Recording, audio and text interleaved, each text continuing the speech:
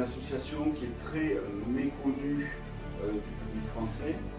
D'abord, la première chose qui est méconnue, c'est que les gens pensent que nous sommes des salariés, des professionnels du sauvetage. L'histoire, c'est que c'est une association qui est née de la fusion de plusieurs sociétés qui existaient et qui ont commencé à exister en Bretagne. La société des hospitaliers sauveteurs bretons, la société centrale de sauvetage et naufragés, tout ça a été réuni en 70 dans une loi 1901 qui a encadré la Société nationale de secours en mer, SNSM. Et cette SNSM donc, a été reconnue d'utilité publique en 70 et déclarée grande cause nationale en 2010.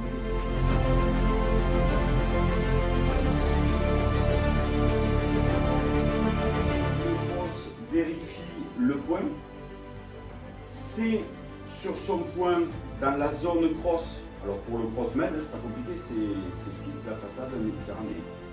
Voilà, de Cerbère à Menton, en incluant la Corse, plus toutes les eaux internationales. Ça fait quand même beaucoup. Cross-med situé à la Garde, avec des relais sémaphores le long de la côte. Un sous-cross du cross-med, c'est le cross-med Corse, qui fonctionne la journée, qui ne fonctionne pas la nuit, pour soulager un peu le cross méditerranéen sur les opérations de jour. Donc, j'en reviens à mon Mayday. Le cross regarde le point de diffusion et en fonction des stations SNSM, va déclencher la station. Sans passer par le patron, etc., on a un logiciel qui s'appuie sur un bouton bandole, tous nos téléphones sonnent d'un coup. Il n'y a plus de pageurs, de textos, de je sais pas quoi. On est en lien direct, ce qui permet aussi d'avoir le lien direct de la SNSM sur le téléphone et donc suivant l'astreinte de le laisser téléphoner ou pas. Chacun est libre. Donc là, sauvegarde de la personne, on est appelé en direct par le cross, on part. Il faut que tout le monde soit à 15 minutes maximum d'embarquer. Ce qui limite aussi le champ des bénévoles opérationnels, hein, parce que pour être opérationnel, il faut être à 15 minutes. Moi personnellement, il faut que je sois à 15 minutes et il faut que je sois équipé. Donc, il faut que je compte quand même au moins 2 minutes pour me dessaper, mettre une combinaison et partir en courant sur le bateau. Ouais, il faut s'entraîner pour enfiler tout ça en 2 minutes. Je confirme.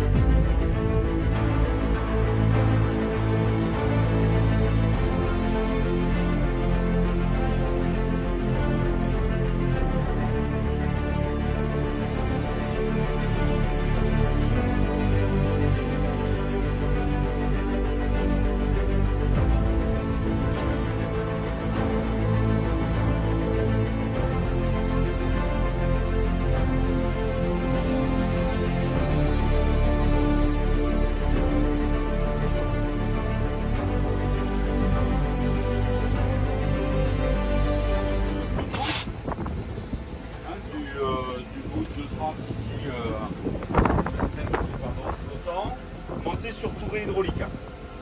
Tourée hydraulique qui est commandée ici, qui a été sécurisée, hein, c'est-à-dire qu'aujourd'hui on a, grâce à notre hydraulicien, on a un démarrage progressif, on a un arrêt d'urgence qui nous permet premier tour hydraulique avec 200 mètres de remorque et 200 mètres auxiliaires là-bas. Parce qu'on peut être amené donc à amener une remorque sur 400 mètres. Exemple typique, hein, ici, 400 mètres de remorque, c'est quasiment ce qu'il faut faire pour aller sortir un bateau qui s'est joué sur le sable, ici, là, de l'autre côté, plage, à la plage.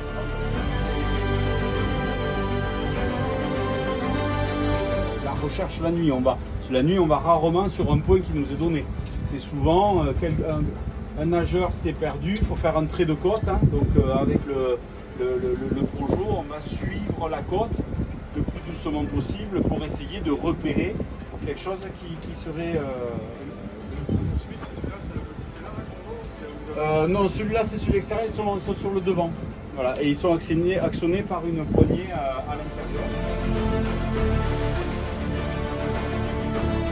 Sont vraiment dédiés à une personne, c'est-à-dire que le barreur il barre. Le radionavigateur, il fait radionav. Le barreur, il ne fait pas les deux postes. Vous voyez, ils sont complètement décalés. La liaison radio avec le cross ou le requérant se fait ici. Le radionavigateur sur son écran va faire la route, tracer le point du requérant, etc. Et quand il a fini, il l'envoie sur l'écran répétiteur du barreur. Le barreur n'est pas dans le protocole, n'est pas forcément le patron. Le patron, on pourrait imaginer qu'il soit là, derrière, à côté, et finalement qu'il ne fasse que donner les ordres. Le barreur, lui, on lui donne une vitesse, un cap, et le radar.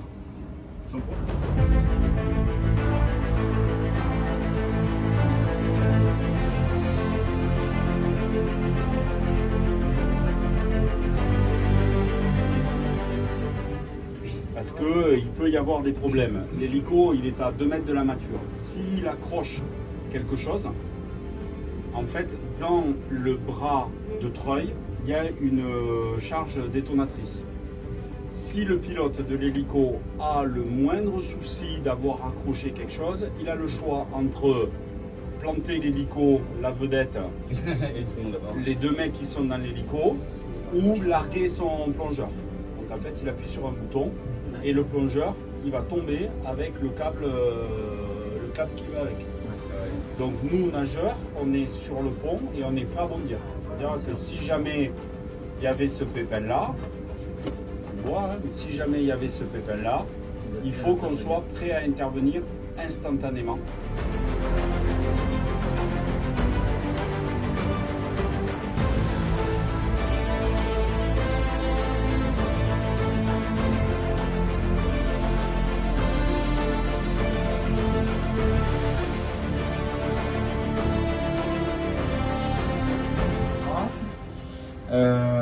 La partie secours, vous avez ici ce grand sac là qui est le sac des nageurs. En fait, si je dois partir, les nageurs doivent partir sur le requérant et qu'on a besoin de matériel, dans ce sac là, il y a vraiment tout ce qu'il faut pour les secours, y compris l'oxygène.